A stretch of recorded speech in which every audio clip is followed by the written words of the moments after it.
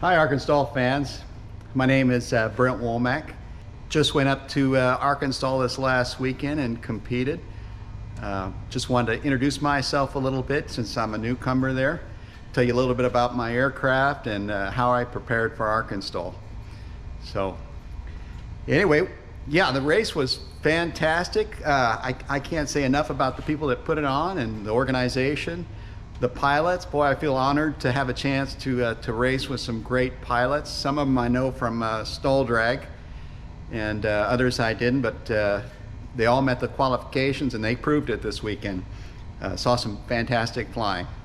So anyway, I wanted to make this video, and bear with me, this is the first time I've done one of these, so I'm gonna try to do a little explaining of how I prepared, what I did with my aircraft, the way I looked at things as far as the race was concerned, you know, how to gain advantages to possibly win if I could. Had no idea if I could, to be honest, but I was going to give it a shot. About myself, I live in Hidden Valley Air Park down here in Denton, Texas. Beautiful community. We've got a runway up there, so I practice all the time. They've been watching me over the last year. Think I'm a little crazy, I think, with some of my practice runs. Learned to do a lot of slipping and getting down fast, you know, in short takeoffs. That did help me a lot, so hopefully now they know why I've been doing it. Racing, I got involved with the stall competition initially, international stall, or national stall, and right up here in Gainesville the first time, did well there. And then I went to Copper State to do the stall drag course, and then to race. Did well there too, won the silver class. I was very happy to have that opportunity, and I can't tell you how much I learned in that program because, you know, I've got a lot of flying experience. I'm 62, and it's inevitable. You're going to see a lot of things in 62 years. You know, I'm a CFI, II, MEI, so I've done multi-instrument, had other instructors, flown jets, turboprops, and lots of piston aircraft. Grew up in the Colorado Rockies, so I had a lot of experience flying the mountains up there when I was younger. Went to school down in Phoenix, so I knew the Superstition Mountains, some high density altitude flying down there. Anyway, so as far as this race was concerned, you know, how I prepared for it, I had to look at who I was racing against, you know, what the course would be like. I know it was different this year and a lot of changes. And I had to look at, you know, what I had to fly with, you know, what my aircraft can do and how I could take advantage of any pros or cons in that situation. So looking at the rules, the new rules this year, you know, compared to the old Arkanstol, you know, the old Arkanstol, original Arkanstol I should say, had a lot to do with horsepower and being light and going fast, you know, landing fast, you know, getting that great time. This year, they wanted to focus more on the pilots, not necessarily the pilot skills, not necessarily the aircraft. You know, nothing's perfect, but, you know, after going through all the briefings, we asked a lot of questions and they made some changes. And I think it's doing pretty well. It is going to change with time, everything does, and it's just going to get better. So what are the rules? Well, the rules are it's 50% landing and 50% time. So the timing part is easy. Figuring out the landing part was a little tricky because, you know, I flew in the light sport class, and you got the touring and the bush class. So what they did is they looked at the book values for landing distance at max gross weight for our aircraft. And, you know, mine's 1320 on the weight, and my landing distance is 340 feet. So, I mean, we all know that the manufacturers fudge a little bit on that. They want a shorter landing distance. It helps promote the sales of the aircraft. We try to bear that in mind. Who am I flying against? You know, I had Eddie Sanchez. I had raced Stall Drag with him and a bunch of the other guys, and I knew they were fast. Eddie's got a lot more, not a lot more horsepower. He's got 155. I've got 115 horsepower in this. His plane is somewhat similar to mine. His landing distance for the Highlander is 300 feet, slightly shorter. And then I had Jared Justice. He's a fantastic pilot, great guy. We got a chance to talk a little bit, and we discussed a little bit of tactics and stuff like that. And so I knew he was going to be fast, and plus he'd been practicing out there all the time. He knew the lay of the land like the back of his hand, and he had a good aircraft, somewhat similar to mine, a little bit lighter, a little bit shorter landing distance. From a power to weight standpoint, ratio, he looked pretty good also. Jaden Newman, I'd seen Jaden race in the past. I knew she could go fast. I didn't know how she would do over obstacles, to put that all in there. She is very light. She's less than 100 pounds, I think. And she's got 180 horsepower, and she's got a great aircraft. The Cub has, a lot more wing area than I do. And so if she could get the best out of that plane, she was going to really kick some butt also. So how can I work with these rules to my advantage, and get the best out of my airplane? So that's what we're going to talk a little bit about today, and just give you an idea how I looked at things and what I did to prepare for Arkanstol. Let's start off first with the aircraft. By the way, this is the Happy Dog. That's my dog Aspen. It reminds me of Aspen, Colorado, where I grew up. What did I do to change this aircraft? I've changed a few things. I put VGs, vortex generators, on the leading edge. That helps me a little bit at higher angles of attack, lower speeds. And you come around, one of the big things I use, you may see it on some of the other stall drag pilots, are these panels. This is a Lexane panel. Lexane works great because it doesn't shatter. You see how I've got it lined up with the wind, so it flows nice and it doesn't slow me down. I mean, it is a little bit of parasite drag, and I do need to be careful of parasite drag. How many things do I add? How much does it slow me down? So I have slowed down a little bit for some of these items, but the cost benefit works out pretty good. When I put the aircraft into a slip, these act like big brakes out here, and they're pretty effective. I noticed it quite a bit when I started using them, and it's to the point now where I keep them on all the time, and I use them all the time, just flying around on the sandbars up in the mountains, and so I like them. I also want you to know that these are just my personal changes. What is my education? Well, I've got some aerodynamics, some engineering from the past. I can do modifications for my aircraft because it's an experimental aircraft and I built it. There are limits to what the FAA lets you do on that, so don't try these things. Have a professional do it. This is just my personal setup right now. Coming around to the outside of the wing, I changed the wing tips a little bit. Don't have the fiberglass piece that originally came with the kit. Eliminated a little bit of weight, took one of the ribs out. I'm using a delta shape out here. I like the delta shape because at high angles of attack, especially on the wing tips, they're always producing lift. So when I get really slow, it starts to stall, it just kind of mushes out, and they're out there still pretty effective. I can actually use some ailerons. I don't like to use ailerons at slow speed. I like to be on the rudder most of the time at that point. I've been really happy. I put the aircraft, when I was tested, into every situation I could think of, that would get me in trouble. And they've done great. But there's also a drawback to that.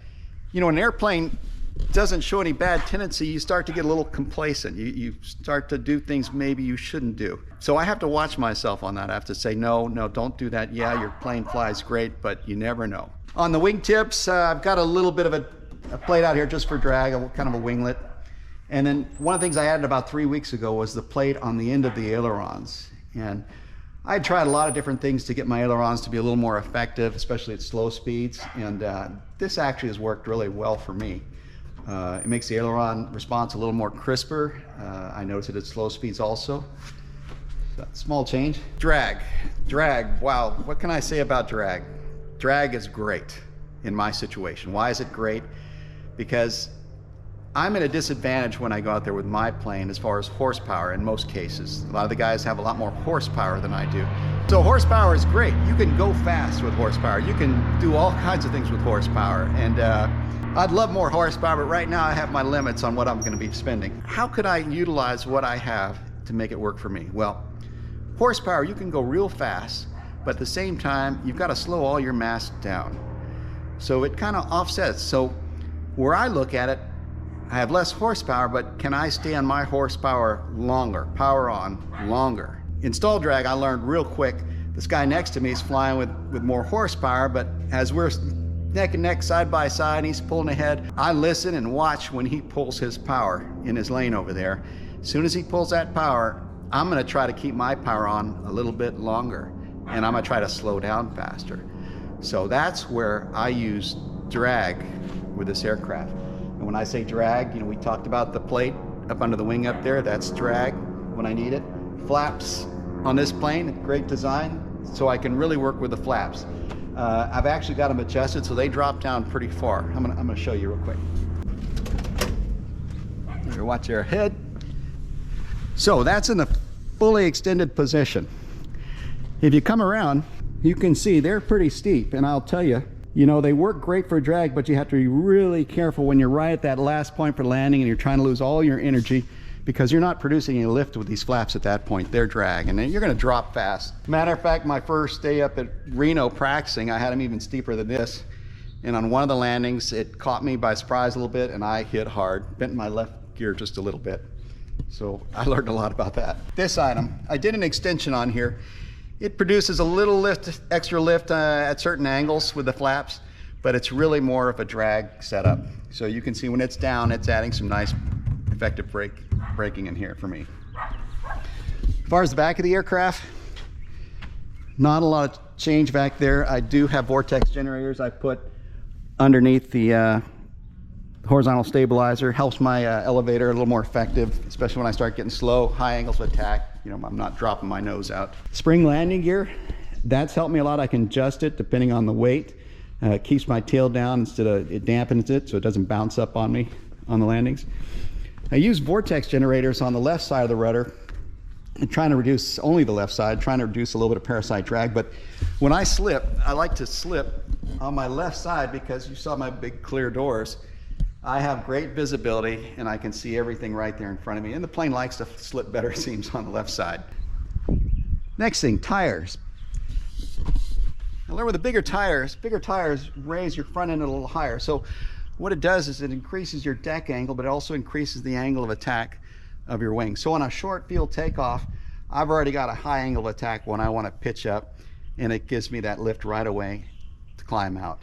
It also, on the landing, I can come in on a 3-point. You know, sometimes I can fly this plane if I got the power on, and I'll hit tail first. So I need to be careful about that. And one of the reasons is I have a spring landing gear. It's has its pros as far as going faster, but it also takes in a lot of energy, but it returns that energy right away. So you may see my videos where just before landing, I retract my flaps and I try to keep it down so it doesn't bounce. Just like ground spoilers on an airliner, when as soon as you touch down, you see these dump spoilers come up, and that keeps you on the ground instead of bouncing. This is a new item I added. I call them strakes. What it does, it doesn't keep my airflow straight under there. I'm sure it does to some extent, but what it really does for me is that when I turn this aircraft sideways, it's producing drag, but it's also having another effect that I need. And that's when I want to get my flaps in as soon as I can, because they have a lot of drag, most of the drag for the aircraft. But the problem is it blankets the tail area, the rudder. So I lose a little bit of my slip, and that's good drag using the side of this fuselage.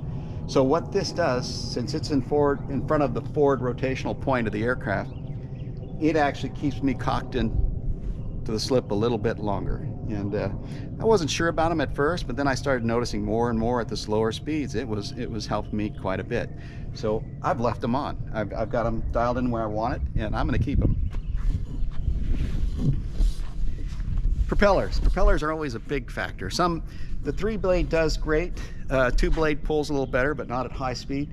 So in my situation, I wanted to get 6,000 RPM out of this Rotax engine because that's where it produces the most. It's full power. You may have seen me out there, other people saw me out there adjusting the prop a lot. You know, this is a ground adjustable, so I'm adjusting it so I can hit that 6,000 RPM. And in my case, that 6,000 RPM needs to happen on the long straightaway there over the river runway. I don't hardly look at any of my instruments when I'm flying. I'm too busy looking outside and do what I have to do to stay safe. But I do set it up so I get a warning light. When it hits 6,000, I'll see a red light flash on my dash, and I can see it out of my peripheral. And if I have to, I'll back off, because I do have limits. Don't want to blow my engine. Anyway, that's pretty much the aircraft. So those are the things I did to try to have to utilize the best things in my aircraft. And bear in mind, the rules affected all of us. Some of the things, you know, like I don't have as much wing area, so I have a little bit longer landing distance, or I can make up with speed in other areas. There were pros and cons of all of it, and so that's where I was looking, where can I take advantage of those areas and get the most out of my plane. Why don't we talk a little bit about the course, how I approached the race.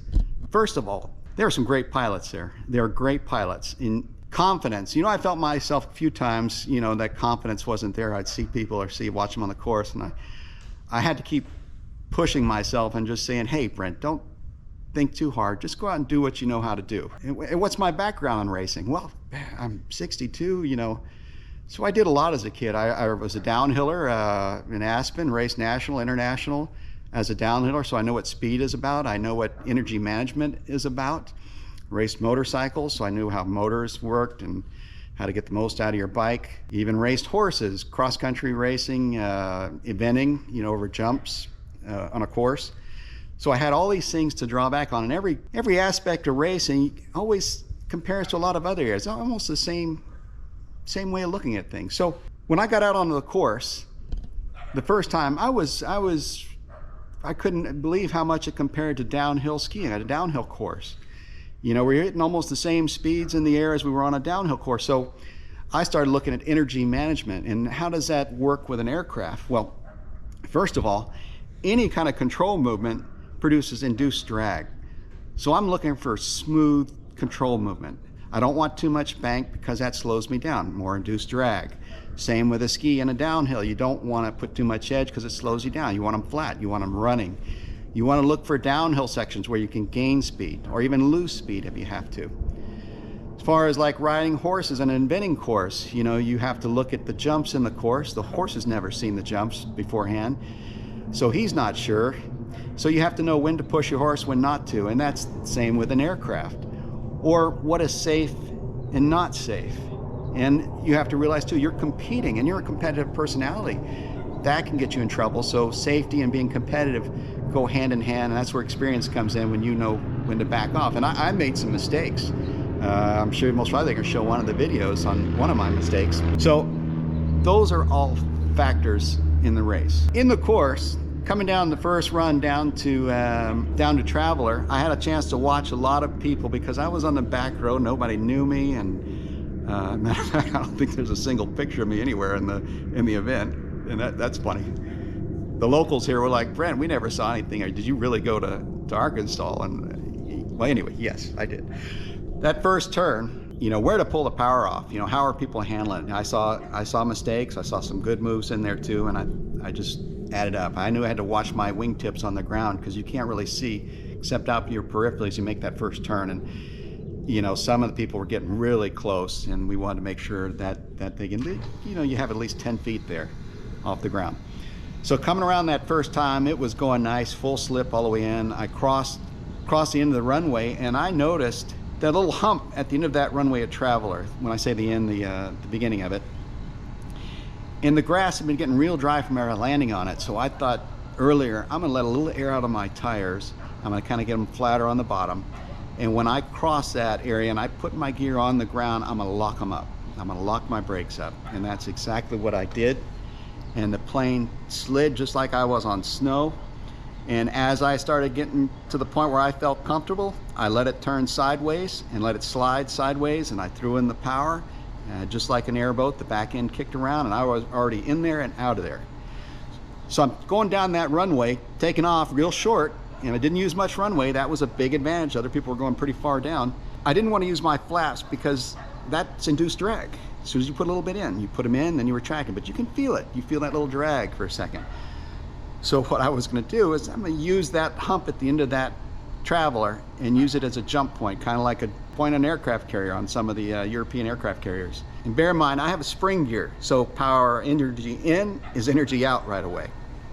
So as soon as I hit that little hump, it popped me up and I'm flying, don't have any induced drag, hit the turn, now the straightaway. Just now the straightaway, talking to John about that, you just point to the trees, and bear in mind it's a takeoff landing event, so we have to be climbing throughout that whole run. So I want to keep going as fast as I can and get that RPM up to about 6,000 by the time I hit that turn. So I'm aiming for the top of the trees. Now at this time it was the end of the day and it was getting a little bumpy, a little gusty. So when I made that first turn, I was a little concerned because I'm moving pretty fast at this point. I think I actually had a little bit of a tailwind. I made that first turn. I had to crank pretty hard to stay in the course area, and I hit a good pocket of air and it slammed me down towards the trees and then threw me back, and my head hit the sidebar in the airplane, and I was really happy. I had tightened up my seatbelts and I had a helmet on because it caught me pretty good. Anyway, so I kept going down. Now this is a downhill section towards the pylons. Instead of staying level, I started heading towards the pylons and just increasing my speed. And I knew from what they were telling me earlier, and that's one of the benefits is going towards the end, is that it had turned into a headwind now going into that area. And so I knew I could stay on the power for a long time. The thing I had to worry about though is landing. I could land really short now, but the problem is I have to clear the pylons coming out of there with a tailwind. And I think actually Sanchez was a little surprised on his second run because I don't think he was given information that he had a little tailwind, and I think he was penalized because he was a little bit under the pylon on that. So with that in mind, same thing, let it slide, turned it fast, got out of there, and had to use little flaps to get over the pylons, but it worked out nice. Now, for as far as the final landing, I can't see that out there. I just had reference points, and I'd actually got a GoPro video I'd looked at the night before, and I'll try to put that on my YouTube channel, and knew some points I wanted to look for, so I started looking for those. And bear in mind, when I think of this, it's kind of like stall drag. You're full power on, full power, all the power off, either or. There's no in between. You're adding power, then you haven't done it right. I'm looking for that point where I pull all the power off and it's in a full slip. I'm getting all the drag I can get out of my plane, and I'm looking for an angle. I didn't want to be flat and then drop over the pylons. I wanted to be in an angle that took me all the way down the glide path to the very end, cross the pylons, and I would be out of energy just before the finish line or the scratch line, and then I would kick in rudder last minute, pull my flaps in, and hopefully I didn't ding up my gear. And that's the way it worked out. And I was really happy with that. That was my first run, and it stopped in a pretty good distance. I mean, I still have to land a little bit fast with this plane, but it was enough, I thought, to get maybe in the top 5 at that point. Second run was actually what I felt was my fastest run. I'd learned a lot from the first, but the problem was the timing light didn't work. So they gave me a third run, and that's where I made my mistake. You know, geez, I have almost 16,000 hours of flight time and everything you can imagine, you know, as far as conditions. And my competitive nature got the best of me, and I should have said, I've got enough, I'm gonna stay with my first run. But I went out there again to do it, and I thought I'm gonna try to make a super short landing and try to build my score on that side since I've got the speed down. And that was a mistake. Why was it a mistake? Well, the winds were switching, they were all over the place. You come over that little section in the valley where the finish line is, you don't know where the winds are going to be. And so when I came to that section, I started slowing down, a little bit different than my profile. I started really getting into that short takeoff or short landing situation.